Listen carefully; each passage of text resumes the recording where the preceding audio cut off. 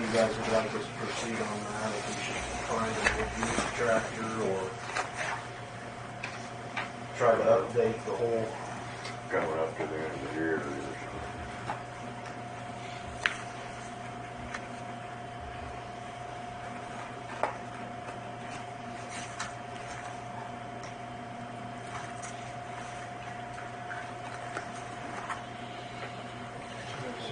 That's theirs. When theirs, let's say, half done already, it's got half its life used already on it. Otherwise, you're going to find on most of them at least that or better.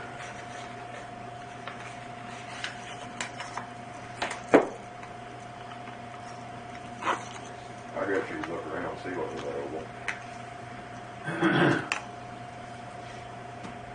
I think we go a lot smaller. 40 to 30.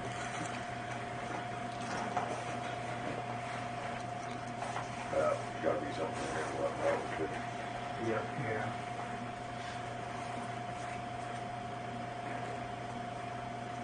Gonna shake some over in 1972. It's been used. And everything on it's been replaced probably numerous times except for the deck itself, and I think it's been rebuilt and beefed up and everything over the years like all the old ones have been.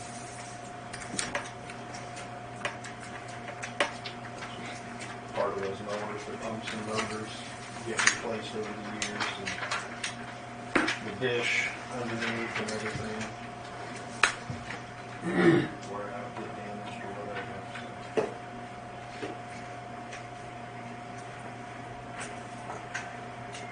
And then also for next year, looking into the year, Bob and I have been doing some visiting on it, and I think that we're going to have to look at doing something with our in-dump gravel trucks instead of looking at motor graders next year. I think we're going to have to lay off a year of replacement on those. These state trucks that we get to run our plows, this last go around, I mean, they just run those things in the dirt before they're available to us, and we're having to spend some money on them, getting them even ready for winter this year. And we try to use those a little bit more than just letting them set like we have in the past. And I guess that's probably some of the wear and tear that ended up happening to them too. But next year I haven't started doing any pricing or anything yet, but I'd like to look into replacing all three of our in dumps and going back with utility so we can use them also as a plow and spreader truck in the wintertime and a gravel truck in the summertime. And get some use out of it, and I'd also get us back to having 3 plow trucks within the county.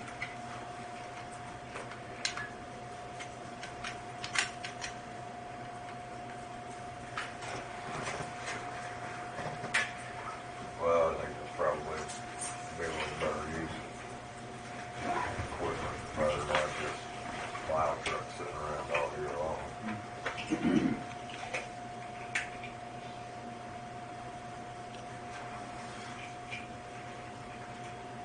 And I do plan on getting bids for the backhoe for the landfill in the near future.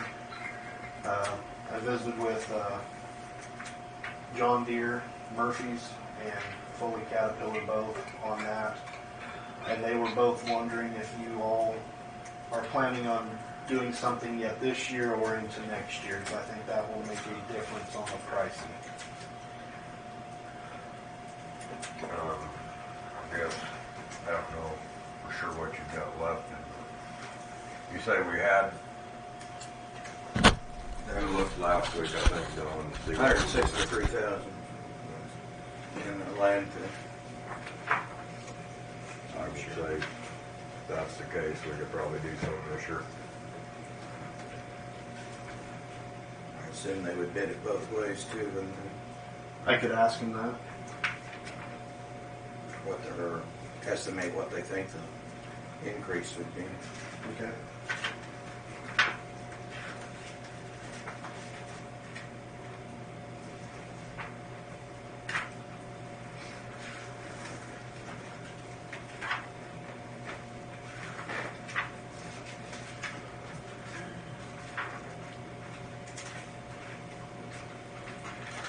And on our, I'm sorry, 137,000, Terry. So what was the ending at end of September?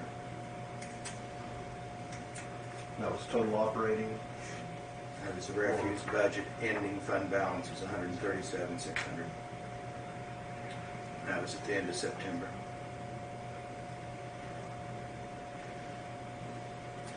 There wasn't a capital outlay fund in that, was there, Dawn? No. The backhoe is part of the capital improvement Yeah. plan, but I'm not quite sure why when landfill hasn't been contributing anything to the capital improvement plan. But Yeah, the trailer. I think it was there. Scale maybe too, wasn't it? Possibly.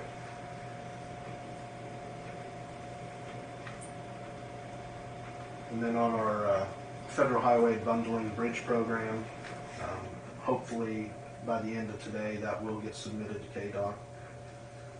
We reviewed it and we had a little bit of word change that they had in there and possibly add some detour routes and lengths for legal load limits. So they should have it all ready by the end of the day.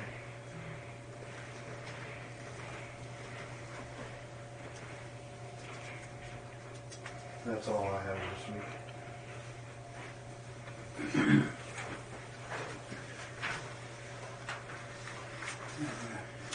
There's a request for a utility. Swiss Rock wants to go under the road down at Westfall or the water line. And like every start outside the right of way on each side, just go under the road.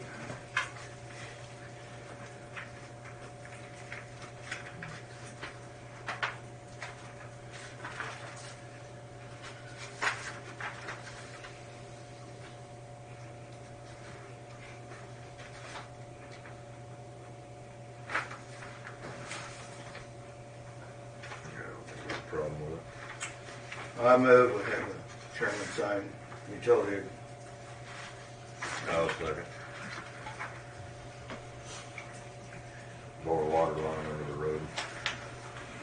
All those fair side. Aye. Thank you, guys.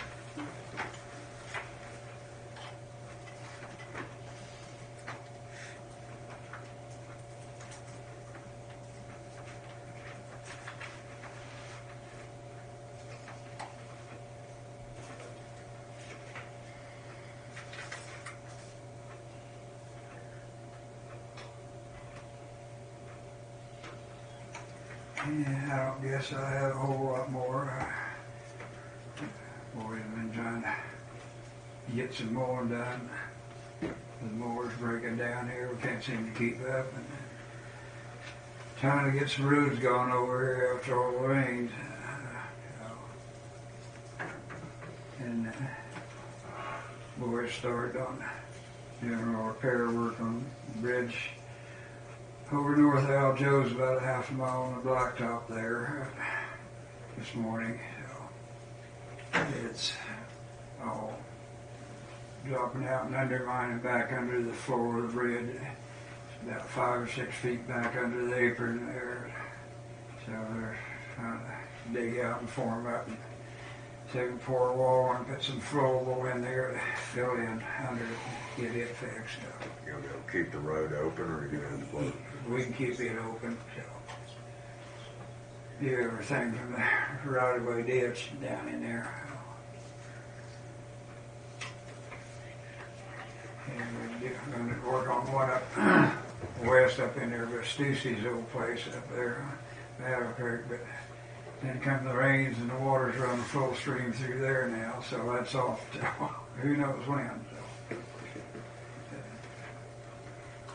Other than that, I can't think of anything else that we really got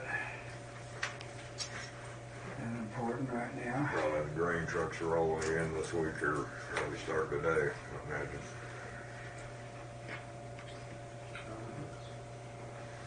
I got a call on my phone when I got home Saturday night from up west.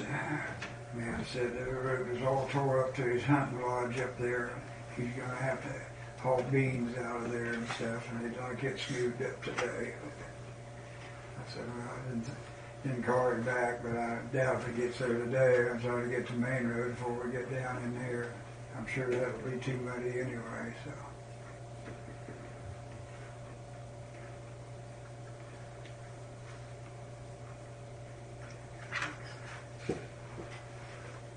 I can't think of anything else. I had a couple pipe that were under mine. We got them filled back in around, so. Right now, I think we're pretty well covered on most of the storm damage. Probably gonna have to start hauling a little road rock or something around a few mud holes. But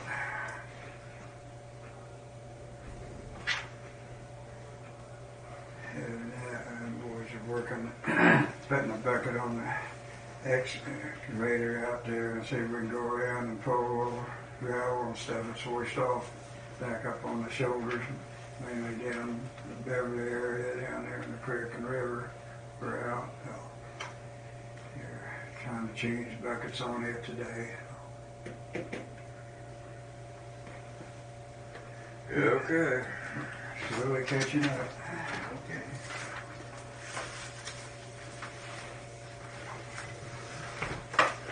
I'm gonna stay dry this week, at least. Possibilities it should be anyway.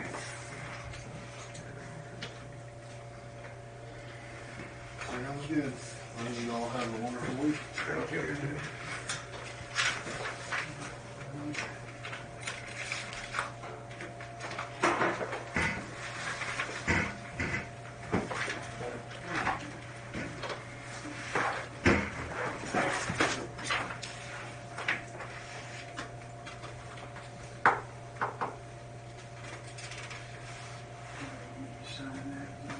Can I do it and stamp it in the printing box?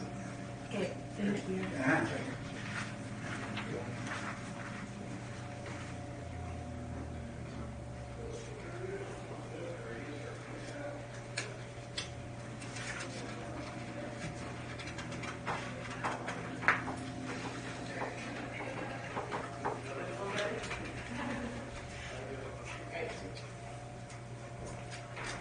Hi, Steve. Oh my God, did I even? Oh, I did, for that, thank goodness. I was having a brain freeze for a Mine moment. is the wrong meeting, kind of. No. Not there for a second. I did forget though to print off the agreements, so I will go and print those off because I meant to have. Jennifer sent you guys agreements, right? The letters of engagement. What? Did Jennifer send you the letters of engagement? Okay, I will go print those off real quick. Goodness.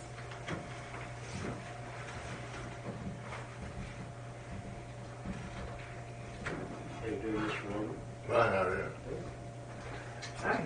How are you? How's your dog? She's good. Great.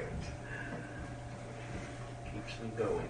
Yes, Walking that's off. wonderful. So, yeah, it's good. Yeah, she's doing all right.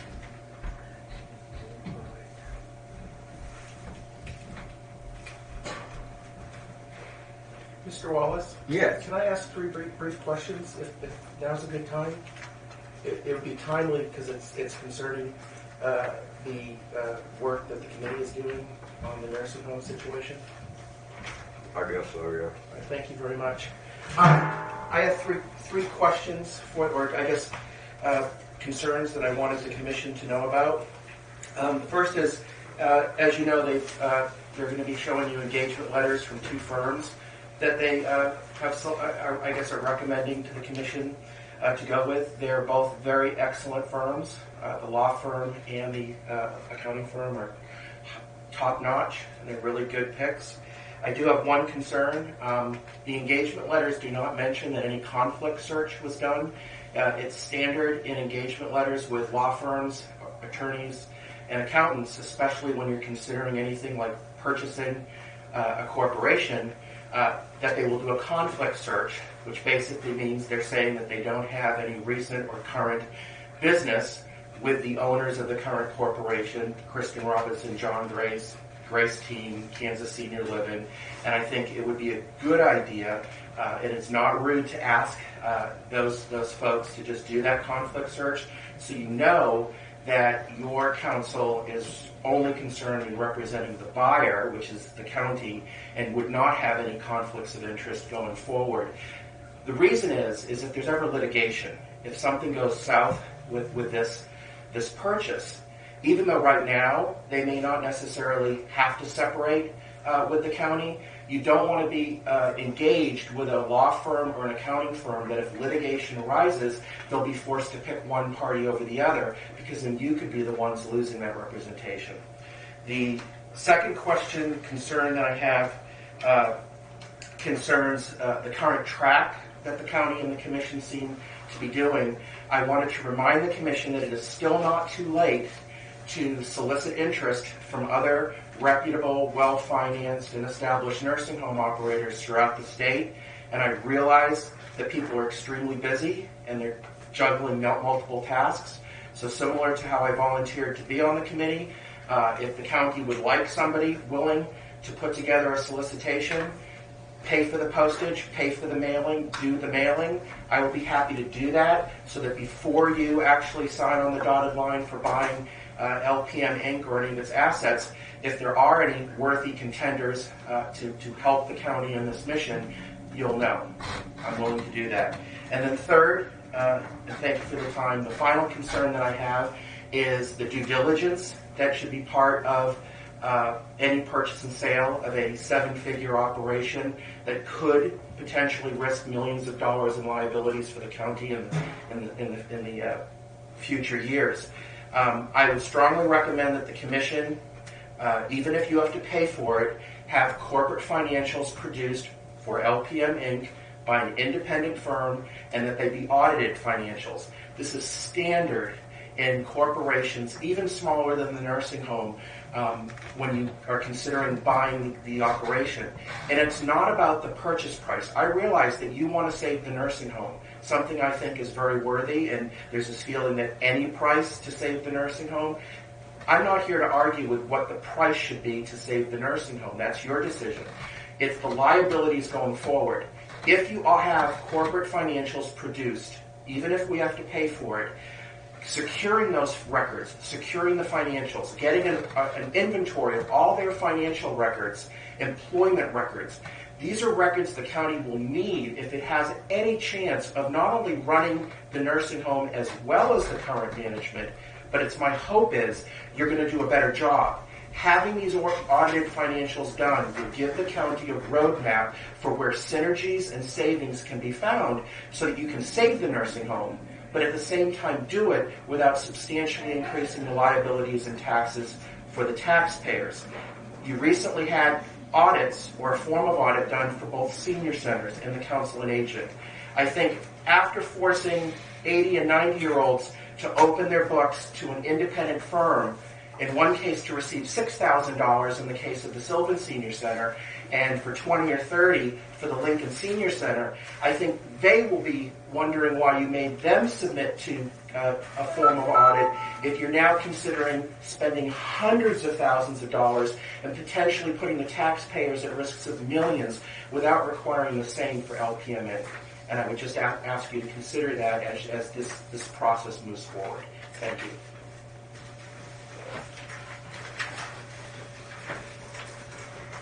We have reviewed their financials to a certain extent. Two different entities have reviewed them.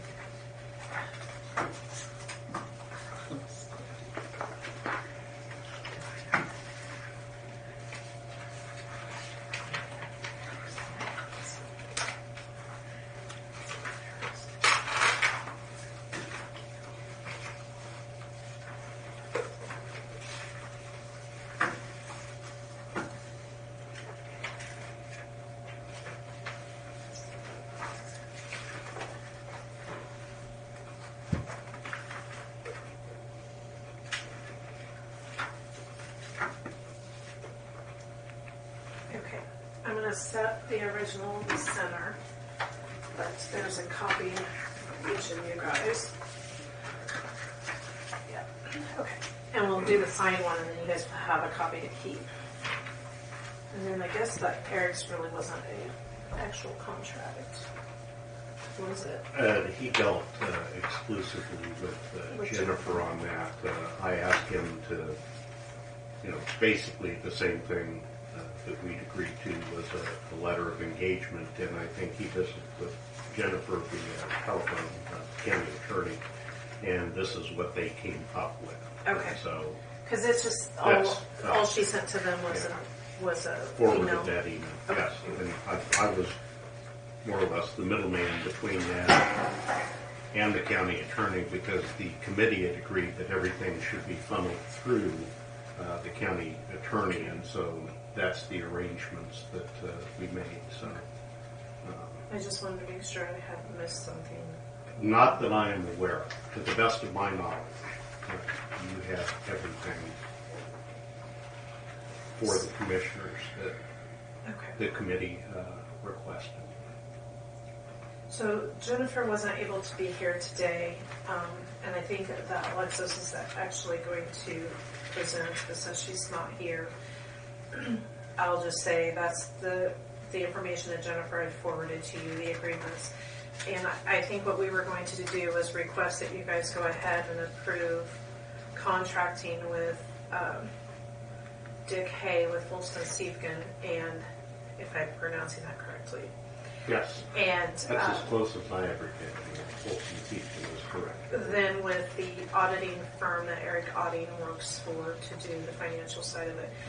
I think that we're not sure exactly where the auditing firm is at yet, because I think we have quite a few questions that need to be answered that hopefully the attorney can help us with before we can move forward with what we're going to ask the auditing firm to do. I think those are, Yes. you are correct. Okay. Those are the steps. I know in visiting with Mr. Hay, he thought one of the first things we needed to do was to get both parties to sign a non-disclosure agreement, which I think is fairly standard in these kinds of things. And then proceed into the rest of the guts of the problem, which includes reviewing the financials and some things of that nature. And just based on conversations with both Mr. Hay and Mr. Auditing, there are tests of the financial information that can be done to verify its validity, whether it's audited or not. It's kind of forensic accounting, and so they have some experience with that as well.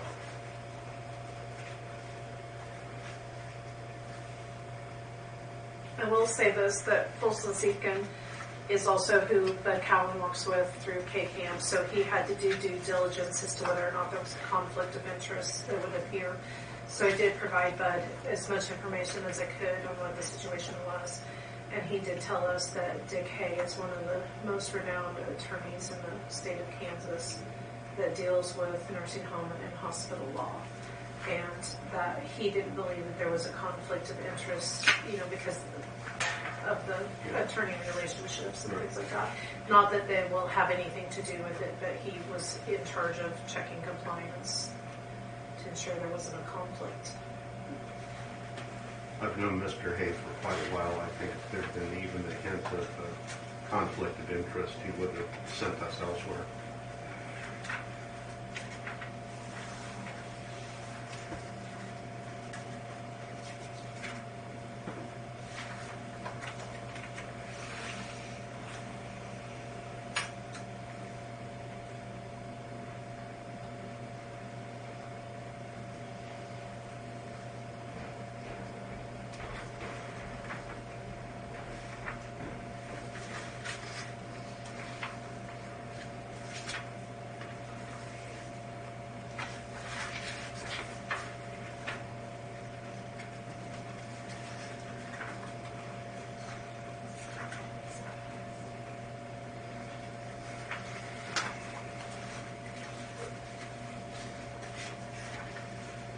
send Dean's up to Jennifer, she's reviewed it, hasn't seen a problem. Yeah, she sent it to you guys. Of course, sorry, Aljo, you didn't get it. Do you want me to, I didn't think to print off the cover letter to that email?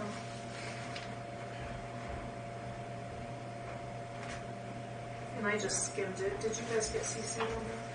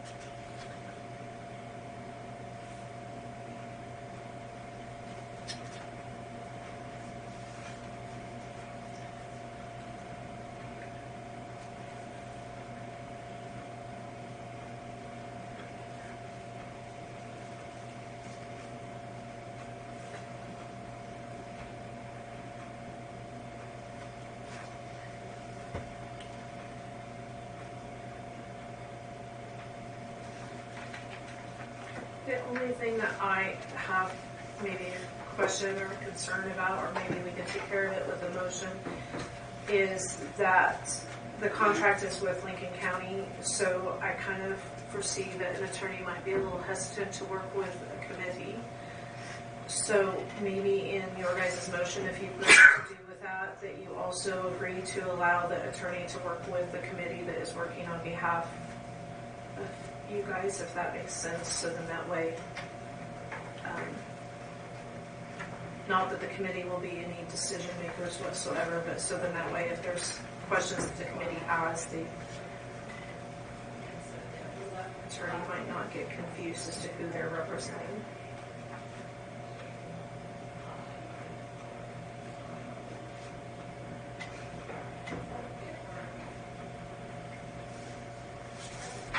No problem. I would move that we enter into agreement with Dustin. And whatever you said, Don. Folston Seepkin to sign this letter of engagement with the understanding that they are to be in our committee,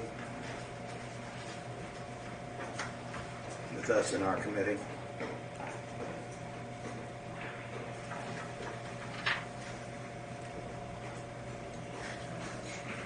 I'll second. There's no further discussion. All those in favor say aye. Aye. On this, Need more than one copy signed though.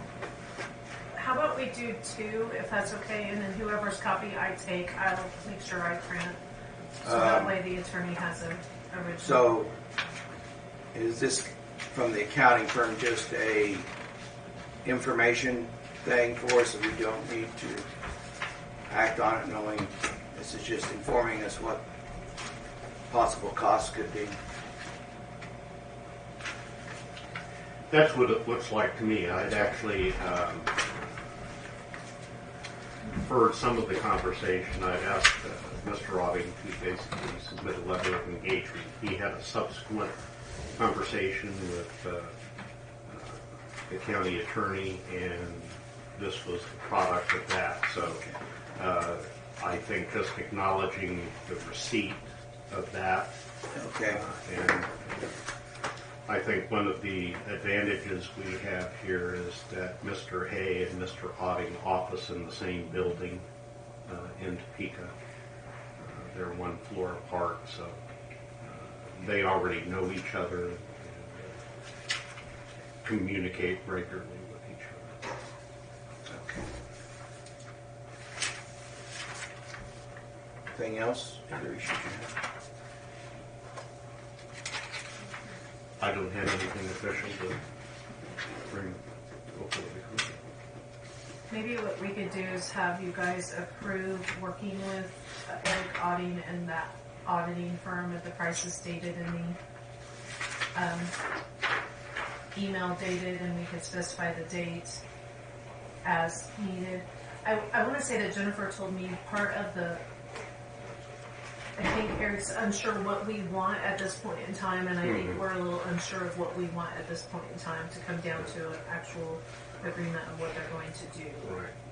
So, And I would agree with that. I think a lot of it, I know one of the things that will be generated once Mr. Hay is aware that the letter of engagement's been approved, is a list of questions for the committee and the county on what we need looked into. And I think part of that will then fold in the accounting functions. But because in our conversation, again, he said a non-disclosure agreement is something we need to. I would move that we employ Wendling No, Nelson and Johnson LLC to work with the committee and Mr. Hay to review the financials. Going to partner. I'll second. All those in favor say aye. Aye.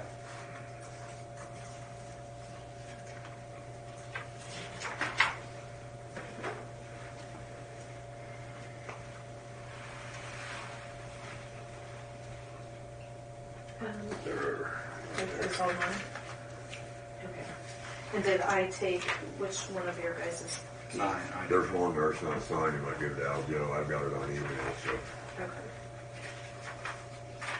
I think that top one was it. God, I can't get the paper to separate today. I must have too much static in my body. That one's signed. There's one, so.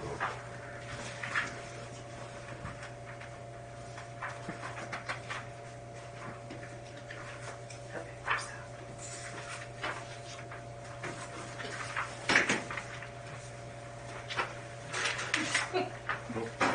Strategically put that someplace that should not have been. I would move we do accounts payable this month of $826,750. Thank you. 2 cents,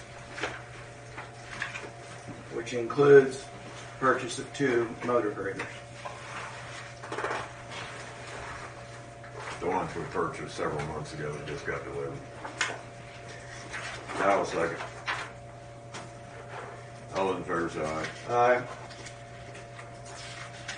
I'd move we approve payroll in the amount of $191,392.40.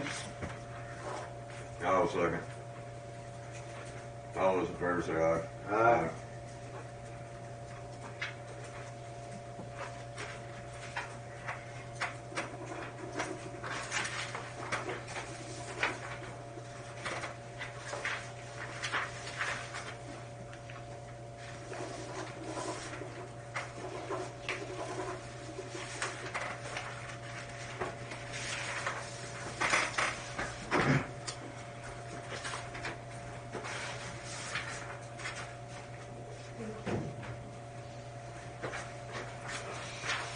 You have anything else, John? I do not. Oh, I do. Sorry. I do. I think my note might have slipped away. Mike Kratky asked me to tell you guys that the Sylvan Senior Center now has QuickBooks and that they are using it and that they will be maybe going back to January to enter. And then Cindy Nelson had called and said that there was an issue on Mrs. Olver's expiration date in the letter that I sent out to her for her term. So, and I haven't had time to investigate that, and probably will not until after the election. Yeah, I think they discussed to a certain extent a couple months ago in the meeting. I think everybody except one's term expires. They're all 2-year terms, and the letter she received from the commission is a 3-year term. Yeah. So that's incorrect. I think Probably the she years came like in that. on an unexpired term, if I remember right. Came in November of 15.